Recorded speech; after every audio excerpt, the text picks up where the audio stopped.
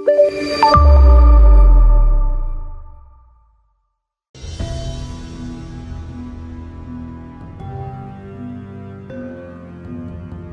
Selasa bagi kebanyakan orang hanyalah hari biasa, tidak seistimewa Jumat, tidak sesakral Senin. Namun bagi sebagian ulama besar, Selasa menyimpan rahasia yang tak semua orang memahami. Di antara mereka, ada satu nama yang selalu disebut dengan penuh adab dan getar batin. Kech, Maimun Zubair, Mbah Mun. Para santri lama mengenang satu kebiasaan yang tak pernah berubah. Setiap kali hari Selasa tiba, sikap Mbah Mun berbeda, lebih hening, lebih menunduk, dan lebih menjaga lisan. Bukan karena lelah, bukan pula karena usia. Tapi sebelum menyelami lebih jauh, saya ingin mengajak Anda untuk bertawasul dengan cara menekan tombol subscribe, like, dan bagi Anda yang sudah menulis kata amin di kolom komentar. Saya doakan, semoga diberikan kesehatan, serta diberikan rezekinya yang lancar. Amin, ya Robbal Alamin. Melainkan karena hari itu memiliki makna batin yang dalam. Mbah Mun pernah berpesan, ada hari-hari yang tidak boleh diperlakukan sembarangan. Bukan karena harinya, tapi karena apa yang Allah titipkan di dalamnya. Kalimat itu terdengar sederhana, namun bagi yang paham, ia adalah isyarat. Hari Selasa dikenal di kalangan ulama sebagai hari ujian, hari di mana banyak ketentuan Allah diturunkan, hari di mana keteguhan iman diuji tanpa gembar-gembor. Tidak sedikit wali yang justru memperbanyak diam di hari itu, karena diam adalah bentuk zikir tertinggi saat hati sedang diuji. Mbah Mun termasuk ulama yang sangat menjaga adab terhadap waktu. Beliau tidak pernah meremehkan hari, tempat, atau peristiwa. Bagi beliau, semua memiliki ruh, dan ruh itu harus dihormati. Inilah yang kelak mengantarkan kita pada satu peristiwa besar yang mengguncang batin banyak orang. Wafatnya Mbah Mun di hari Selasa di Tanah Suci Makkah. Bukan sembarang tempat, bukan pula sembarang waktu. Beliau wafat dalam keadaan berihram setelah menunaikan salat subuh dan kemudian dimakamkan di makam Al-Mala, tempat para kekasih Allah beristirahat. Sebuah tempat yang tidak bisa dimasuki kecuali dengan izinnya. Banyak ulama terdiam saat mendengar kabar itu. Bukan karena terkejut, melainkan karena merasa, oh pantas. Seolah potongan-potongan kecil dari kebiasaan Mbah Mun selama hidupnya kini tersusun rapi. Hari Selasa, tanah haram, dan makam para wali semuanya bukan kebetulan. Disinilah misteri itu bermula. Apakah kewalian seseorang bisa terbaca dari cara ia wafat? Mengapa banyak wali besar justru dipanggil Allah dengan cara yang tidak biasa? Dan apa sebenarnya rahasia hari Selasa yang selama ini hanya dipahami oleh orang-orang tertentu? Episode ini bukan untuk mengagungkan sosok, tetapi untuk belajar membaca tanda-tanda kebesaran Allah melalui kehidupan seorang ulama yang sangat menjaga adab. Karena wali sejati tidak meninggalkan pesan lewat kata-kata keras, melainkan lewat cara hidup dan cara wafatnya. Dan kisah Mbah Mun baru saja dimulai. Tidak semua wali berbicara tentang kewaliannya. Bahkan, wali sejati justru berusaha menyembunyikannya. Inilah yang sejak awal terlihat pada diri Kech, Maimun Zubair. Mbah Mun, beliau bukan ulama yang gemar menunjukkan karamah. Bukan pula tokoh yang suka dibungkus kisah-kisah luar biasa. Namun justru dari kesunyian itulah Isurati Serat muncul. Para santri sepuh mengenang satu kebiasaan Mbah Mun yang jarang disadari orang luar. Beliau sangat berhati-hati dalam memilih waktu. Ada hari-hari tertentu di mana beliau mengurangi aktivitas, memperbanyak tafakur, dan menjaga lisan dengan ketat. Salah satunya, hari Selasa. Tidak pernah dijelaskan panjang lebar alasannya, tetapi sikapnya selalu sama, lebih hening, lebih khusyuk. Bagi Mbah Mun, waktu bukan sekadar angka dalam kalender. Waktu adalah makhluk Allah yang membawa amanah. Jika amanah itu diperlakukan sembarangan, maka hati pun ikut lalai. Karena itu beliau sering menasihati santri, ilmu tanpa adab akan jadi beban, bukan cahaya. Dan adab pertama, kata beliau, adalah adab terhadap waktu. Ada kisah menarik dari seorang santri yang pernah memberanikan diri bertanya, mengapa Mbah Mun terlihat lebih diam di hari-hari tertentu? Beliau hanya tersenyum, lalu menjawab pelan, kalau Allah sedang menguji, lebih baik kita sedikit bicara. Jawaban singkat, namun syarat makna. Isyarat lain muncul dari cara beliau memperlakukan makam para wali. Setiap kali berziarah, Mbah Mun selalu menunduk lama, seolah berdialog tanpa suara. Beliau tidak tergesa, tidak pula menjadikan ziarah sebagai rutinitas kosong. Ada adab yang dijaga, ada rasa yang ditata. Bagi beliau, makam bukan tempat meminta, melainkan tempat belajar rendah hati. Inilah mengapa banyak ulama yakin, tempat wafat seseorang adalah cermin dari perjalanan hidupnya. Dan ketika Mbah Mun wafat di Makkah, lalu dimakamkan di makam Al-Malah, tempat para kekasih Allah, banyak hati bergetar. Bukan karena keajaiban lahiriah, tetapi karena kecocokan batin yang begitu rapi. Makam Al-Malah bukan makam biasa. Tidak semua orang bisa dimakamkan di sana. Bahkan orang saleh pun belum tentu mendapat izin. Maka ketika kabar itu tersebar, para ulama hanya terdiam. Sebagian meneteskan air mata, sebagian lagi beristighfar lama. Mereka tahu, ini bukan kebetulan. Namun Mbah Mun tidak pernah mengajarkan umatnya untuk mengejar kemuliaan wafat. Yang beliau ajarkan hanyalah satu, jaga adab, jaga niat, jaga istiqomah. Selebihnya, biarlah Allah yang menentukan akhir cerita. Episode ini mengajarkan satu hal penting. Kewalian tidak selalu ditandai oleh kejadian luar biasa, tetapi oleh konsistensi dalam kesunyian. Dan seringkali, isyarat terbesar justru datang dari hal-hal yang tak pernah diucapkan. Mengapa ulama besar menunduk di hadapan Mbah Mun? Tidak semua kewibawaan lahir dari jabatan atau popularitas. Ada wibawa yang muncul dari ketulusan dan istiqomah. Wibawa yang tidak diminta, namun dirasakan. Itulah yang banyak orang lihat pada diri K.H. Maimun Zubair, Mbah Mun.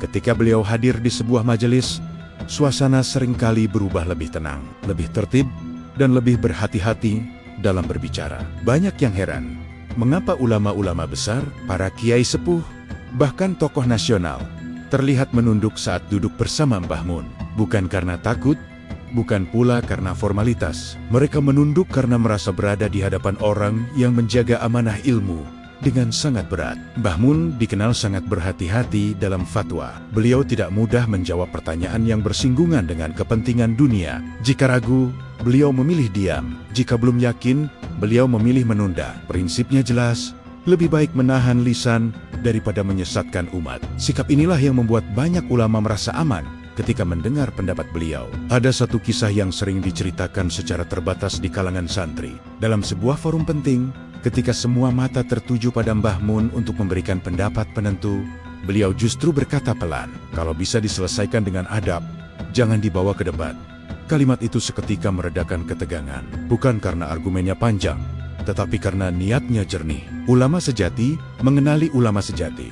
Mereka tahu siapa yang ilmunya dikejar dunia dan siapa yang ilmunya dijaga dari dunia. Mbah Mun berada di golongan kedua. Beliau tidak pernah mengejar panggung, tetapi panggung selalu mendatanginya. Tidak mencari pengaruh, tetapi pengaruh tumbuh dengan sendirinya. Kewibawaan Mbah Mun juga terlihat dari caranya menempatkan diri. Di hadapan ulama yang lebih muda, beliau memberi ruang. Di hadapan yang lebih sepuh, beliau semakin merendah. Tidak ada sikap merasa paling benar. Justru yang tampak adalah takut jika ilmunya belum cukup untuk dipertanggungjawabkan di hadapan Allah. Inilah yang membuat banyak ulama besar menunduk. Mereka tidak sedang menghormati manusia semata, tetapi menghormati sikap takut kepada Allah yang terpancar dari diri Mbah Mun. Sebab takut seperti itu tidak bisa dibuat-buat dan tidak bisa dipelajari secara instan. Hubungan Mbah Mun dengan waktu, termasuk hari Selasa, juga menjadi cermin dari kewibawaan ini. Beliau memahami bahwa ada saat-saat di mana diam lebih bernilai daripada bicara. Ada waktu di mana menahan diri lebih mulia daripada tampil. Dan pemahaman itu lahir dari perjalanan batin yang panjang. Episode ini mengajarkan bahwa kewalian tidak selalu tampak sebagai keajaiban besar. Kadang, ia hadir sebagai ketenangan yang membuat orang lain berhenti berbicara sembarangan. Dan disitulah, tanpa disadari, kewibawaan sejati bekerja. Bagi banyak orang, Makkah adalah tujuan ibadah. Bagi sebagian ulama, Makkah adalah tempat pulang. Di antara mereka, K.H. Maimun Zubair Mbah Mun memiliki hubungan batin yang sangat dalam dengan tanah suci. Hubungan yang tidak dibangun oleh perjalanan singkat, melainkan oleh kerinduan yang dirawat sepanjang hidup. Mbah Mun dikenal sering berlama-lama di Makkah. Bukan untuk tampil, bukan pula untuk mencari pengakuan. Beliau memilih hidup sederhana, menghabiskan waktu dengan ibadah, membaca kitab, dan menata hati. Bagi beliau, Makkah bukan sekadar kota, melainkan madrasah batin tempat jiwa dilatih untuk terus jujur di hadapan Allah. Para santri yang pernah mendampingi beliau di Makkah merasakan perbedaan suasana. Mbah Mun menjadi lebih tenang, lebih sedikit bicara, dan lebih sering menunduk. Ketika berada di dekat Ka'bah, beliau tidak banyak berdoa dengan suara, hanya berdiri lama, seolah menyerahkan seluruh hidupnya dalam satu tarikan napas. Ada satu pesan yang pernah beliau sampaikan pelan. Kalau sudah di Makkah, jangan banyak minta, perbaiki adab dulu. Kalimat ini sederhana, namun mengguncang. Sebab bagi Mbah Mun, kedekatan kepada Allah tidak diukur dari banyaknya permohonan, tetapi dari kesungguhan menjaga sikap. Mengapa Makkah menjadi akhir perjalanan beliau? Banyak ulama percaya, akhir hidup seseorang seringkali mencerminkan apa yang paling ia cintai. Dan cinta Mbah Mun kepada Tanah Haram bukanlah cinta lahiriah, melainkan cinta yang tumbuh dari rasa takut, rindu, dan pasrah.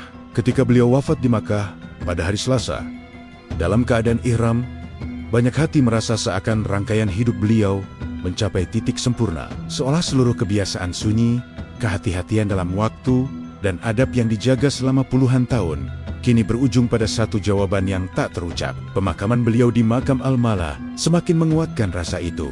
Tempat tersebut bukan hanya lokasi bersejarah, tetapi juga tempat peristirahatan para kekasih Allah. Tidak semua orang saleh bisa dimakamkan di sana. Maka bagi para ulama, kejadian ini bukan sekadar kehormatan, melainkan isyarat yang hanya bisa dipahami oleh hati yang tenang. Episode ini mengajak kita merenung, kemana hati kita ingin pulang. Sebab perjalanan hidup pada akhirnya akan mencari tempat yang paling sering kita singgahi dengan niat Mbah Mun pulang ke Makkah. Bukan karena kebetulan, tetapi karena beliau telah lama tinggal di sana dengan hatinya. Dan ketika Allah memanggil, beliau hanya berpindah tempat, bukan berpindah arah. Makam Al-Mala dan isyarat yang tak semua orang paham. Tidak semua makam memiliki kedudukan yang sama. Ada makam yang hanya menjadi penanda jasad, dan ada makam yang menjadi pengingat perjalanan ruh. Di Makkah, salah satu tempat yang paling dijaga kesunyiannya adalah Makam Al-Mala. Di sanalah banyak tokoh besar Islam dimakamkan, dan di sanalah pula Kayets, Maimun Zubair, Mbah Mun akhirnya beristirahat. Bagi orang awam, dimakamkan di Tanah Suci sudah dianggap kemuliaan besar. Namun bagi para ulama, lokasi pemakaman di Makkah memiliki lapisan makna yang lebih dalam. Al-Mala bukan tempat sembarangan. Sejarah mencatat, banyak keluarga Nabi, sahabat, dan orang-orang saleh dimakamkan di sana. Aksesnya terbatas dan tidak semua jenazah bisa dimakamkan di area tersebut. Ketika kabar pemakaman Mbah Mun di Al-Mala tersebar, respons para ulama bukan sorak, melainkan diam panjang. Diam yang penuh rasa. Mereka paham ini bukan sekadar keputusan administratif, melainkan izin dari Allah. Sebab dalam keyakinan para ahli hikmah, izin itu tidak datang tanpa sebab.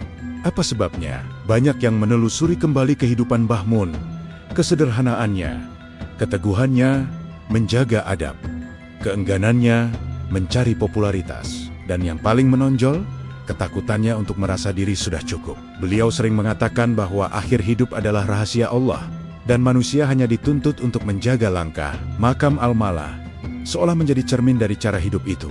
Tidak megah, tidak riuh, tetapi berwibawa karena kesunyian. Para peziarah yang datang sering merasakan ketenangan yang sulit dijelaskan. Bukan karena melihat keajaiban lahiriah, tetapi karena hati seperti diajak menunduk. Ada ulama yang berujar pelan, kalau Allah sudah memuliakan seseorang di akhir hidupnya, biasanya itu karena ia tidak sibuk memuliakan dirinya sendiri ketika hidup. Kalimat ini sering dikaitkan dengan Mbah Mun. Beliau hidup dalam pengabdian, bukan pencitraan.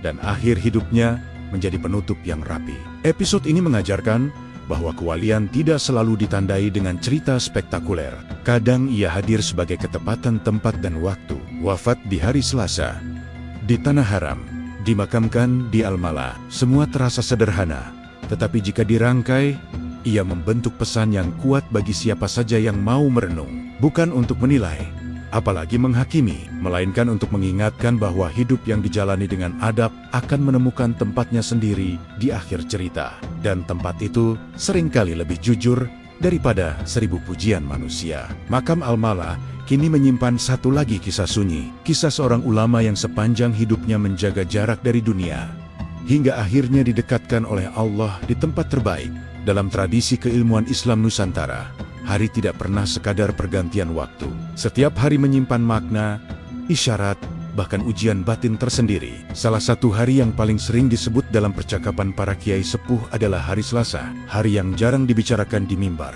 tetapi sering direnungkan dalam diam. Hari Selasa dikenal sebagai hari kekuatan dan ujian.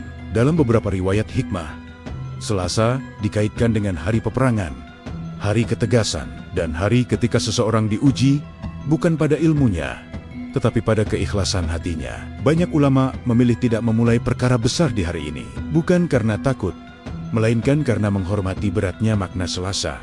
Mbah Mun termasuk ulama yang memahami filosofi ini. Dalam kesehariannya, beliau dikenal sangat hati-hati menentukan waktu untuk mengambil keputusan besar. Ada waktu untuk berbicara, ada waktu untuk diam. Dan Selasa, bagi beliau, seringkali menjadi hari diam yang paling bermakna. Beberapa santri senior pernah bercerita, pada hari-hari tertentu, Mbah Mun terlihat lebih banyak tafakur. Tidak banyak nasihat panjang, tidak banyak petuah terbuka, tetapi justru pada hari-hari itulah, jika seseorang datang dengan niat yang benar, beliau akan memberi jawaban yang pendek, namun menancap di hati. Ketika wafatnya Mbah Mun terjadi pada hari Selasa, banyak ulama langsung terdiam, bukan karena kaget, tetapi karena merasa seperti sedang membaca halaman terakhir dari sebuah kitab yang sudah lama mereka pahami isinya. Hari Selasa seolah menjadi penutup yang pas bagi seorang ulama yang sepanjang hidupnya memikul beban umat tanpa banyak mengeluh. Dalam pandangan ahli hikmah, wafat di hari Selasa bukanlah perkara ringan. Ia sering dikaitkan dengan penyempurnaan ujian, seakan Allah mengatakan bahwa hamba ini telah melewati fase belajar, fase menggabdi, fase menahan diri, dan kini dipanggil dalam keadaan siap. Hari Selasa juga disebut sebagai hari ketika ego diuji terakhir kali. Apakah seseorang masih ingin dikenang atau rela dilupakan asalkan Allah ridho? Mbah Mun dengan segala kesederhanaannya seolah telah menjawab ujian itu jauh sebelum ajal datang. Beliau tidak pernah sibuk membangun nama, karena yang beliau bangun adalah pondasi keilmuan dan adab. Maka, ketika Selasa menjadi hari perpisahan, banyak yang memahami ini sebagai isyarat. Hidup yang dijalani dengan kesungguhan akan ditutup dengan ketenangan, tidak dengan kegaduhan, tidak dengan perebutan makna, tetapi dengan keheningan yang penuh hormat. Episode ini bukan untuk mengkultuskan hari, melainkan untuk mengingatkan bahwa waktu adalah bagian dari pendidikan Allah kepada hambanya, dan orang-orang yang dekat dengannya seringkali dipanggil pada saat yang paling sesuai dengan perjalanan batinnya. Dalam dunia tasawuf, ada satu golongan yang jarang dikenali manusia, tetapi sangat dikenal oleh langit. Mereka disebut wali mastur. Wali yang menyembunyikan kewaliannya, tidak memperlihatkan karomah, tidak menampakkan kelebihan, dan bahkan sering tampak seperti orang biasa. Banyak ulama sepuh meyakini Mbah Mun termasuk dalam golongan ini. Kesaksian ini tidak datang dari satu orang, melainkan dari banyak ulama besar lintas generasi. Mereka sepakat dalam satu hal. Mbah Mun bukan sekadar kiai ahli fikih, melainkan seorang penjaga keseimbangan umat yang bekerja dalam diam. Tidak banyak bicara tentang dirinya, tetapi selalu berbicara tentang tanggung jawab. Seorang ulama karismatik pernah berkata, "Kalau kalian ingin mencari wali, jangan cari yang ramai, cari yang sibuk menjaga umat, tapi lupa menjaga namanya sendiri." Kalimat ini sering dikaitkan dengan sosok Mbah Mun. Beliau hadir dalam maman-maman genting bangsa, tetapi selalu menolak berada di barisan depan sorotan. Banyak yang tidak tahu, keputusan-keputusan besar yang mempengaruhi arah umat seringkali melibatkan doa dan istikharah beliau. Namun namanya hampir tidak pernah disebut. Seolah memang ada kesepakatan tak tertulis antara para ulama besar. Biarlah Mbah Mun bekerja, kita yang menjelaskan.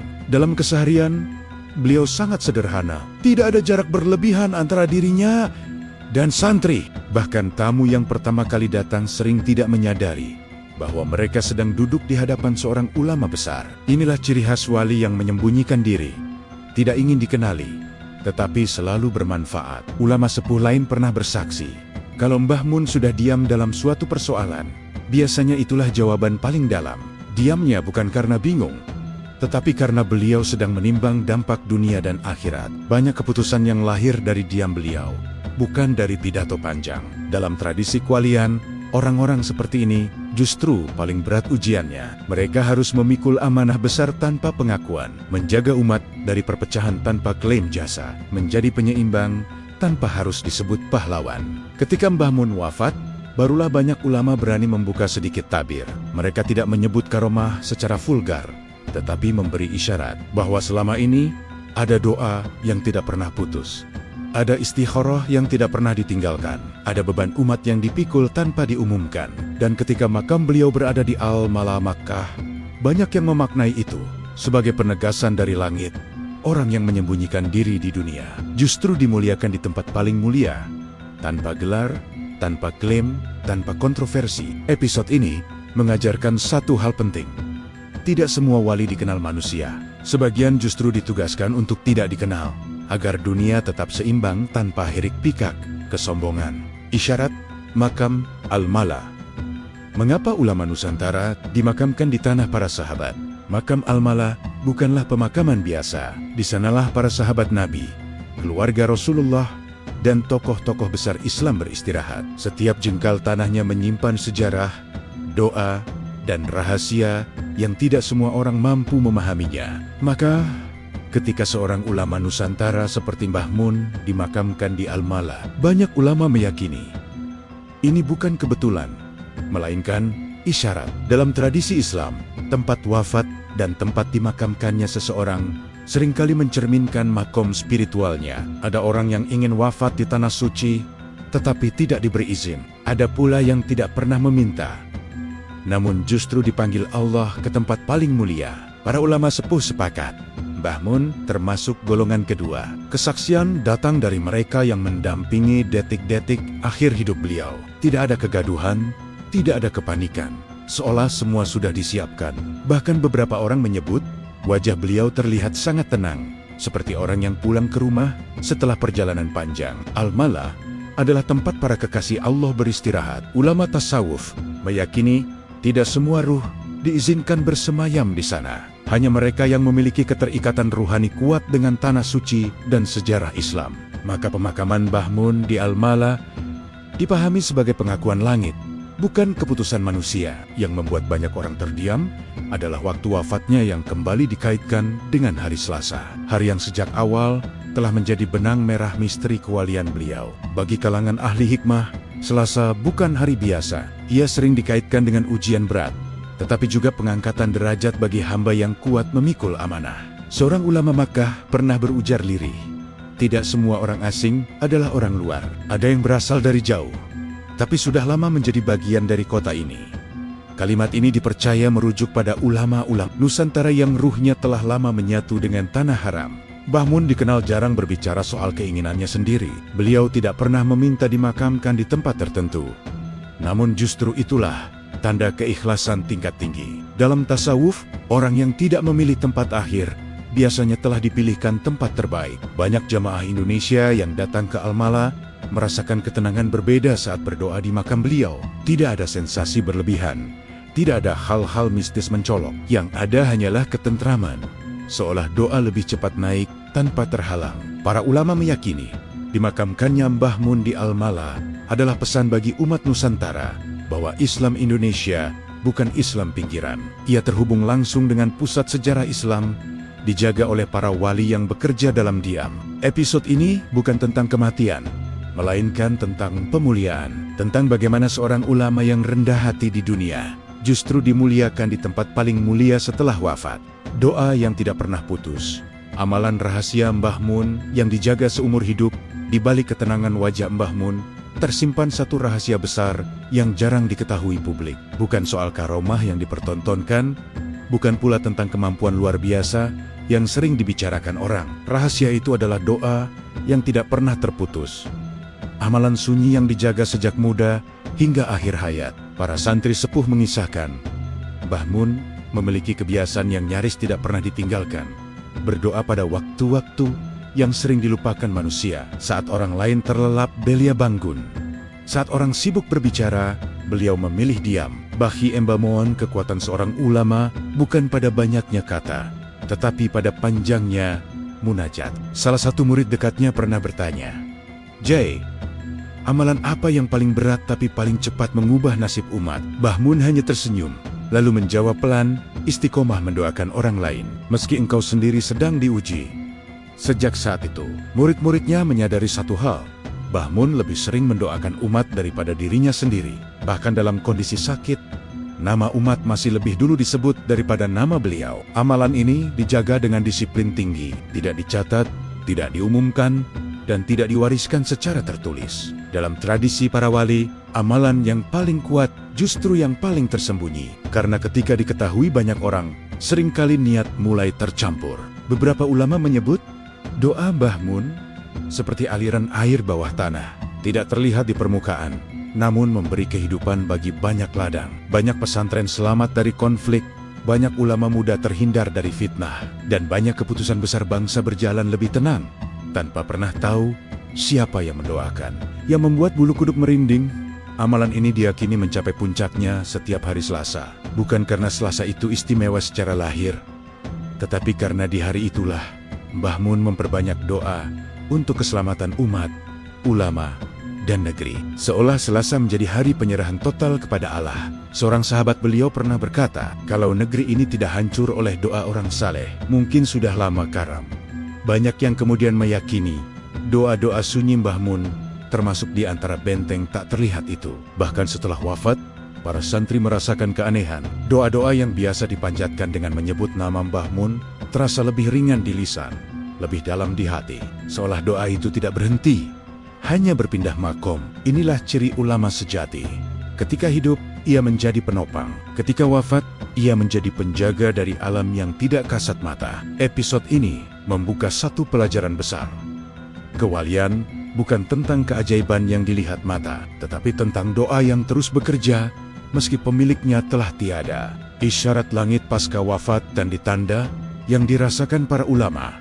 Kepergian Mbah Mun bukan hanya meninggalkan duka, tetapi juga gelombang perubahan yang dirasakan oleh banyak ulama. Tidak dalam bentuk gempa atau kejadian besar yang menghebohkan, melainkan isurati-serat halus yang hanya bisa ditangkap oleh hati yang peka. Beberapa hari setelah wafatnya Mbah Mun, sejumlah kiai sepuh mengaku mengalami hal yang sama.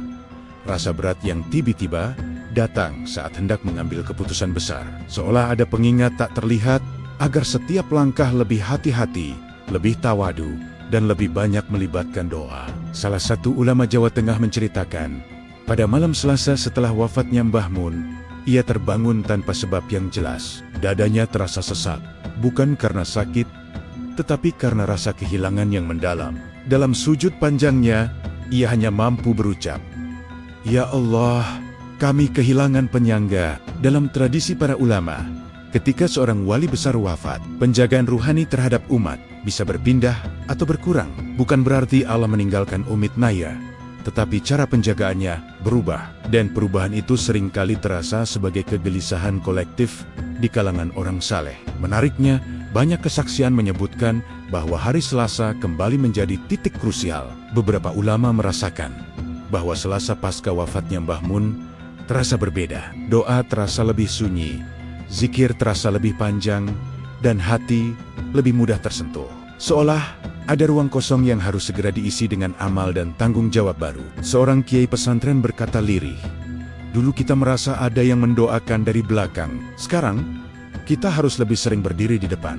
Kalimat ini menyebar dari mulut ke mulut, menjadi semacam kesadaran kolektif bahwa zaman telah bergeser. Tidak sedikit pula yang mengalami mimpi serupa. Mimpi tentang perjalanan jauh, tentang amanah yang dititipkan, atau tentang pesan untuk menjaga persatuan umat. Para ulama sepakat, mimpi-mimpi ini bukan untuk ditafsirkan sembarangan, melainkan untuk direnungkan sebagai peringatan agar tidak lengah. Di sisi lain, masyarakat awam mungkin tidak merasakan apa-apa. Hidup berjalan seperti biasa. Namun bagi kalangan ulama dan santri, kepergian Mbah Mun terasa seperti hilangnya satu tiang besar. Bangunan masih berdiri, tetapi angin terasa lebih kencang. Justru disinilah makna kewalian itu terlihat. Selama hidup, seorang wali bekerja dalam diam. Setelah wafat, efeknya baru benar-benar terasa. Bukan karena ia ingin dikenang, tetapi karena keberadaannya selama ini menjadi penyeimbang yang tak disadari. Episode ini mengajarkan satu hal penting. Kehilangan ulama besar bukan hanya urusan masa lalu, tetapi ujian bagi masa depan. Ujian apakah umat mampu meneruskan doa, adab, dan keteguhan yang telah diwariskan. Doa terakhir untuk umat, mengapa para wali pergi saat umat paling membutuhkan? Di titik akhir kisah ini, satu pertanyaan terasa paling menyakitkan sekaligus paling jujur. Mengapa para wali sering pergi justru ketika umat merasa paling membutuhkan mereka? Kepergian Mbah Mun menyisakan kekosongan yang tidak mudah diisi. Bukan karena tidak ada ulama, tetapi karena tidak semua kehadiran bisa digantikan. Para ulama tasawuf menjelaskan, wali Allah tidak diambil ketika tugasnya belum selesai. Mereka dipanggil justru saat amanahnya telah ditunaikan dengan sempurna. Yang tersisa adalah umat. Diuji apakah mampu berdiri tanpa terus bergantung pada sosok. Mbah Mun telah menanamkan doa, adab, dan keteladanan jauh sebelum wafat. Ketika beliau pergi, sebenarnya bukan perlindungan yang hilang, tetapi cara perlindungan yang berubah. Dari doa yang dipanjatkan seorang wali hidup, menjadi doa yang bekerja sebagai warisan ruhani. Hari Selasa, yang sejak awal menjadi benang merah misteri, kini menemukan maknanya. Ia bukan hari kesedihan, tetapi hari penyerahan. Hari ketika seorang hamba selesai dengan tugas duniawinya dan kembali sepenuhnya kepada Allah. Dan bagi umat, Selasa menjadi hari pengingat bahwa tidak ada manusia yang boleh menjadi sandaran utama selain Allah. Seorang kiai sepuh berkata dengan suara bergetar, wali itu seperti lampu di malam hari. Ketika lampunya padam, bukan berarti malam semakin gelap, tetapi mata kita harus belajar melihat dengan cahaya yang lain. Kalimat ini merangkum seluruh hikmah kepergian Mbah Mun di makam Al-Mala. Mbah Mun beristirahat bersama para kekasih Allah lainnya. Namun jejaknya tidak terkubur. Ia hidup dalam doa-doa santri, dalam adab pesantren, dan dalam upaya ulama menjaga umat dari perpecahan. Inilah bentuk kehidupan setelah wafat yang tidak semua orang mendapatkannya. Penutup kisah ini bukan ajakan untuk mengkultuskan, tetapi menghidupkan. Menghidupkan adab yang hampir hilang. Menghidupkan doa yang sering dilupakan. Menghidupkan kesadaran bahwa ulama bukan hanya untuk didengar, tetapi untuk diteladani. Jika setelah kisah ini umat menjadi lebih lembut lisannya, lebih rendah hatinya, dan lebih rajin mendoakan sesama, maka disitulah doa terakhir Mbah Mun bekerja, tanpa suara, tanpa nama. Dan mungkin itulah makna terdalam dari kewalian. Pergi tanpa banner-banner, meninggalkan. Setelah wafatnya Mbah Mun, satu pertanyaan besar muncul di benak banyak ulama dan santri. Siapa yang akan melanjutkan peran penjaga zaman? Bukan sebagai pengganti, karena wali tidak pernah digantikan, tetapi sebagai penerus amanah ruhani yang terus berjalan dari satu generasi ke generasi berikutnya. Dalam tradisi para ulama, kewalian tidak diwariskan melalui nasab atau jabatan. Ia berpindah melalui kesanggupan memikul beban umat. Maka ketika seorang wali besar wafat, bukan satu orang yang menggantikannya, melainkan banyak orang yang dipanggil untuk naik satu tingkat dalam tanggung jawabnya. Beberapa kiai sepuh mengingatkan Khan Gan Menkari Mbah Mun, baru itu adalah kesalahan cara pandang. Karena setiap wali hadir sesuai kebutuhan zamannya. Yang dibutuhkan sekarang bukan figur besar yang dielu-elukan, melainkan barisan ulama yang mau menundukkan ego dan bekerja dalam senyap. Pasca wafatnya Mbah Mun, banyak ulama muda mengaku merasa dipanggil, bukan melalui suara atau mimpi yang jelas, tetapi melalui rasa gelisah yang mendorong mereka untuk lebih serius menjaga adab, memperbaiki niat, dan memperbanyak doa. Seolah ada bisikan halus, sekarang giliranmu menjaga umat dari belakang layar. Menariknya, sebagian ulama sepuh menyebut bahwa penjagaan zaman kini bersifat kolektif, bukan lagi bertumpu pada satu sosok sentral. Ini sesuai dengan tantangan zaman yang lebih kompleks. Fitnah datang dari berbagai arah, umat mudah terpecah, dan ilmu sering dipisahkan dari adab. Dalam situasi seperti ini, peran ulama penjaga zaman bukan hanya mengajar di mimbar, tetapi menahan diri dari provokasi, meredam konflik, dan menjaga keseimbangan batin umat. Tugas yang berat, karena hasilnya tidak terlihat dan jarang mendapat apresiasi.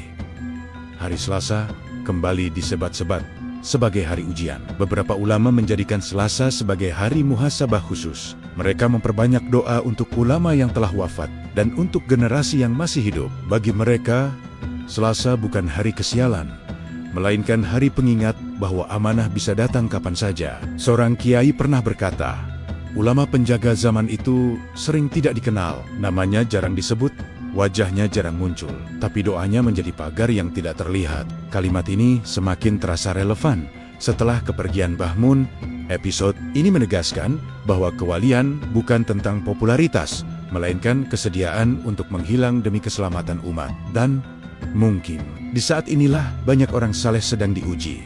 Apakah mereka siap memikul beban yang selama ini dipikul oleh para wali terdahulu?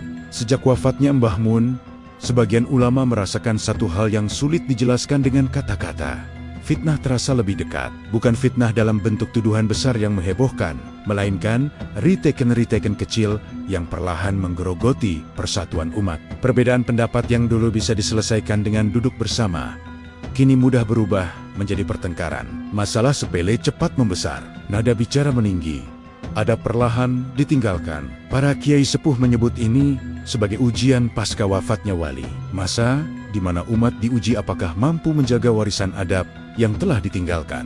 Dalam tradisi tasawuf, keberadaan wali besar sering diibaratkan seperti penahan angin kencang. Selama ia ada, badai terasa lebih jinak. Ketika ia pergi, angin tetap ada, tetapi umat harus belajar berdiri tanpa penyangga itu. Hari Selasa kembali menjadi sorotan. Banyak konflik kecil justru memuncak pada hari ini, bukan karena Selasa membawa sial, melainkan karena Selasa menjadi hari ujian kesabaran. Hari di mana ego mudah muncul dan keikhlasan diuji. Seorang ulama sepuh berkata, jika dulu doa para wali menutup banyak aib kita, sekarang aib itu mulai tampak satu persatu. Kalimat ini bukan untuk menakut-nakuti, melainkan sebagai pengingat bahwa doa orang saleh adalah perisai. Dan ketika perisai itu berpindah, kita harus memperkuat diri dengan amal. Di tengah situasi ini, pesan Mbah Mun justru terasa semakin relevan. Beliau sering mengingatkan agar umat tidak mudah merasa paling benar. Karena awal kehancuran umat bukanlah kekalahan fisik, melainkan runtuhnya adab dan saling percaya. Beberapa santri mengaku bermimpi bertemu gurunya, bukan dengan pesan keras, melainkan dengan tatapan yang dalam. Tatapan yang seolah bertanya, apakah kalian masih menjaga apa yang aku titipkan? Fitnah yang datang pasca wafatnya wali bukanlah tanda murka Allah, tetapi ujian kedewasaan umat. Apakah umat mampu berdiri di atas nilai yang telah diajarkan, atau justru saling menjatuhkan karena perbedaan kecil? Disinilah peran ulama penjaga zaman semakin penting. Bukan untuk memadamkan semua perbedaan, tetapi untuk mengingatkan bahwa perbedaan tanpa adab adalah pintu fitnah, dan adab tanpa keikhlasan hanya akan menjadi formalitas kosong. Episode ini mengajak kita merenung. Jangan-jangan fitnah yang kita keluhkan bukan datang dari luar, tetapi lahir dari dalam diri kita sendiri. Dari ego yang tidak mau kalah, dari lisan yang terlalu mudah menyakiti, dan dari hati yang lupa untuk merendah. Warisan terakhir Mbah Mun, pesan diam yang baru dipahami setelah wafat. Ada warisan yang tidak ditulis, tidak direkam, dan tidak diumumkan. Namun justru warisan inilah yang paling berat untuk dijaga. Para santri menyadari, setelah wafatnya Mbah Mun, banyak hal yang baru dipahami dalam diam, bukan lewat ceramah panjang, melainkan melalui kehilangan. Mbah Mun dikenal sebagai ulama yang sangat hemat bicara soal dirinya sendiri. Beliau jarang memberi nasihat keras, lebih sering mengingatkan dengan contoh, dengan sikap, dan dengan cara menahan diri. Dulu, banyak yang menganggap sikap ini sebagai kelembutan biasa. Kini, baru disadari bahwa itulah metode tarbiyah tingkat tinggi. Salah satu pesan beliau yang kini sering diulang adalah kalimat sederhana. Ulama itu tugasnya menenangkan, bukan memenangkan. Dulu kalimat ini terdengar ringan, namun di tengah situasi umat yang mudah panas dan terbelah, maknanya menjadi sangat dalam. Warisan terakhir Mbah Mun bukan kitab tebal atau metode pengajaran baru, melainkan cara memandang perbedaan. Beliau mengajarkan bahwa kebenaran tidak selalu harus diteriakkan, dan kesalahan tidak selalu harus dipermalukan. Ada saatnya dia menjadi bentuk dakwah paling kuat. Para santri juga mulai menyadari satu kebiasaan kecil beliau yang dulu luput dari perhatian. Setiap kali terjadi konflik antar ulama, Mbah Mun tidak langsung ikut bicara. Beliau justru memperbanyak salat malam dan puasa sunnah. Seolah beliau memahami bahwa masalah besar tidak selalu diselesaikan dengan suara keras, tetapi dengan doa yang panjang. Hari Selasa kembali menjadi simbol bukan lagi misteri kematian, tetapi hari refleksi. Beberapa pesantren kini menjadikan Selasa sebagai hari memperbanyak istighfar dan mendoakan ulama yang telah wafat. Tradisi sunyi ini lahir bukan dari instruksi resmi, melainkan dari kesadaran batin. Warisan diam ini juga mengajarkan tentang keikhlasan. Mbah Mun tidak meninggalkan pesan tentang bagaimana beliau ingin dikenang. Tidak ada wasiat agar namanya diabadikan. Justru itu pertanda bahwa beliau tidak ingin menjadi pusat, melainkan penunjuk arah. Seorang santri sepuh berkata, "Dulu kita melihat beliau hidup, sekarang kita merasakan ajarannya bekerja." Kalimat ini menjadi kunci memahami warisan terakhir Mbah Mun. Ajaran sejati baru terasa ketika gurunya sudah tidak ada. Episode ini mengajak kita bertanya pada diri sendiri, apakah kita sudah cukup dewasa untuk menjaga pesan yang tidak pernah diucapkan secara langsung? Ataukah kita masih menunggu perintah tertulis untuk berbuat baik? Misteri Hari Selasa terjawab. Antara waktu, takdir, dan pengangkatan derajat, sejak awal kisah ini bergulir, satu pertanyaan terus bergaung. Mengapa hari Selasa? Mengapa hari itu begitu sering muncul dalam perjalanan hidup, wafat, dan isyarat pasca kepergian Mbah Mun? Di episode ini, para ulama mencoba memahami bukan dengan logika semata, melainkan dengan hikmah. Dalam khazanah Islam, waktu bukan sekadar hitungan hari, ia adalah wadah takdir. Ada waktu-waktu tertentu yang Allah pilih untuk menguji, membersihkan, dan mengangkat derajat hambanya. Selasa, menurut sebagian ulama tasawuf, adalah hari ujian bagi hati, hari di mana ego diuji dan keikhlasan dimurnikan. Mbah Mun tidak pernah secara khusus mengistimewakan Selasa dalam ceramahnya. Namun, justru disitulah letak pelajarannya. Wali Allah tidak mengikatkan umat pada simbol, melainkan pada makna. Selasa bukan hari keramat, tetapi hari pengingat bahwa hidup selalu berada dalam genggaman takdir. Beberapa ulama sepuh menjelaskan, wafatnya seorang wali di waktu tertentu seringkali menjadi tanda pengangkatan makom, bukan sekadar akhir perjalanan dunia. Bagi mereka yang memahami, wafat pada hari tertentu bisa menjadi simbol penyempurnaan amanah. Hari Selasa dalam kisah ini bukan tentang kesialan, tetapi tentang pelepasan. Pelepasan seorang hamba dari beban dunia, dan pelepasan umat dari ketergantungan berlebihan pada satu sosok. Sejak saat itu, umat dituntut untuk lebih dewasa dalam beragama. Menariknya, setelah semua peristiwa ini direnungkan, para ulama sepakat bahwa misteri Selasa bukan untuk dipecahkan secara tuntas. Karena hikmah terbesar bukan pada jawaban, tetapi pada perubahan sikap. Apakah umat menjadi lebih tawadu, lebih berhati-hati, dan lebih banyak berdoa? Seorang kiai berkata, jika setelah wafatnya wali umat justru saling menyalahkan, berarti kita gagal memahami isyarat.